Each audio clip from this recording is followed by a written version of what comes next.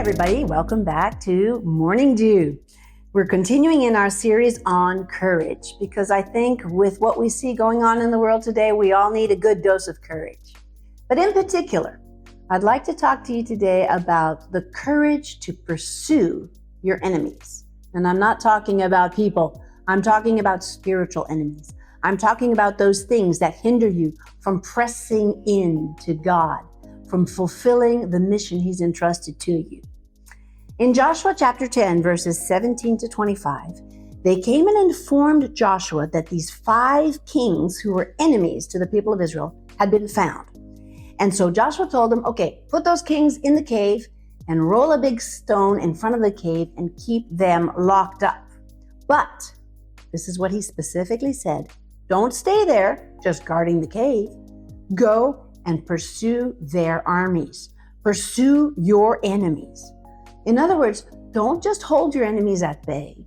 Don't just tolerate the presence of enemies in your land or in your soul, if we want to apply it personally. Don't let them get away. Don't let them enter your cities. Don't let them affect your environment. That's basically what he was saying.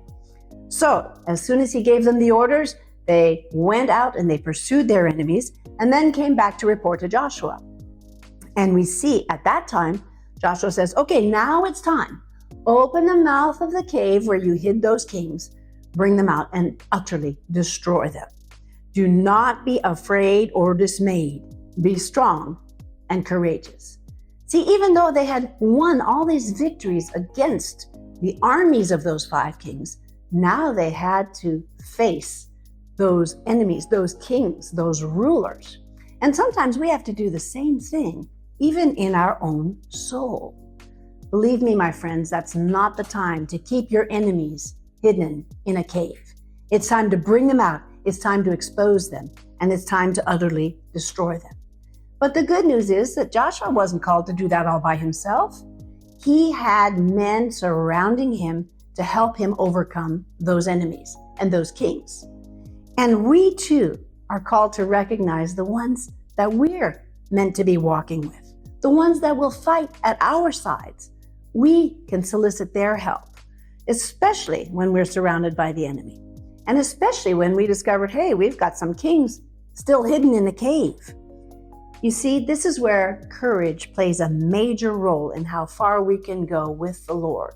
When we can unveil to our co-laborers, our fellow soldiers, as the Apostle Paul said on several occasions about his team members, what we're dealing with, the enemies that we have to confront, involve them in the process to pursue those enemies and not just leave them in the land, but really take authority over them.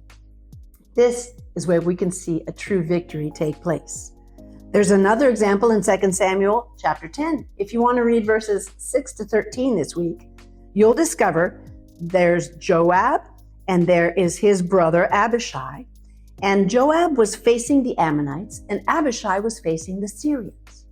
But they were also working together. They were fellow soldiers to conquer the enemies of the land.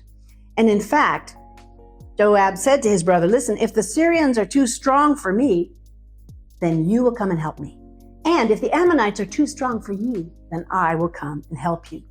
And he concludes his sentence by saying, be of good courage. Let us together, united, be courageous for our people and for the cities of our God, so that the Lord can accomplish his will.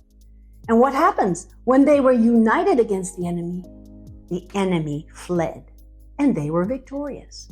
See, when we're united with our brothers and sisters, we too can come against the enemy and see God's victory realized. I think the worst thing a Christian can do is really stay isolated and alone from the rest of the body of Christ. So I hope that's not your case. On that note, we're going to continue this series next week, so I'll see you then.